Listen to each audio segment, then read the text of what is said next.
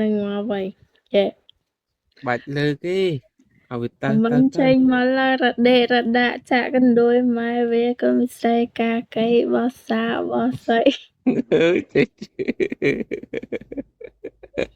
អេធ្លាប់នៅធីមហ្នឹងមកខ្ញុំអត់ចង់បោះសាទេ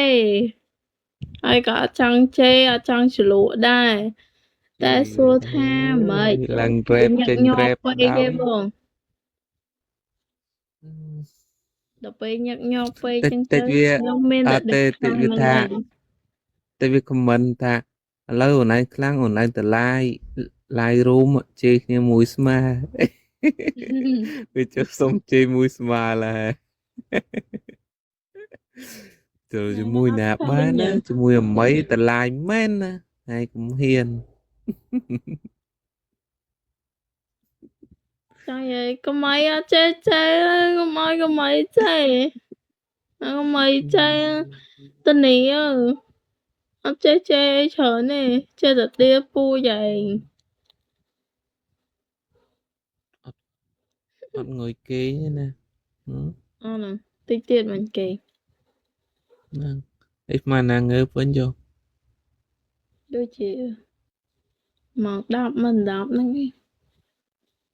កុំនិយាយច្រើនទៅម៉ោងដូចជាម៉ោង5ម៉ោង6ងើបម្ដងបើទ្វារឲ្យកូនបើឲ្យវានឹងកូនបើទៀតកូនបើប៉ុន្មានមួយបើកទ្វារទៅវាចេញបាត់ជើងប៉ុណ្ណឹងណាបើកឲ្យវាមកយកកៅអៅឲ្យលាកពាក់ទៅរៀនហ្នឹងហ្នឹងឯងអូយធំជាងខ្ញុំទៀតហ៎បងចំធំទៀតកូនបើធំជាងទៀតតើក៏ធំជាងខ្ញុំទៀតមើលដូចជាខ្ញុំ75ដល់ពេលនេះស្រកអស់5គីឡូដល់ពេលវាដឹងម៉ានអត់8ចំយ៉ាអូនឯង75ស្អាវមើលខ្ញុំស្រកអស់5គីឡូស្រក70ឯង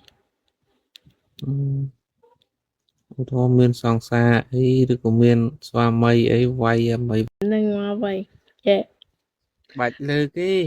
ឲ្យវាទៅមិនចេញមកឡើយរដេរដាក់ចាក់កណ្ដួយម៉ែវាក៏មិនស្រីកាកៃបោះសាបោះស្អី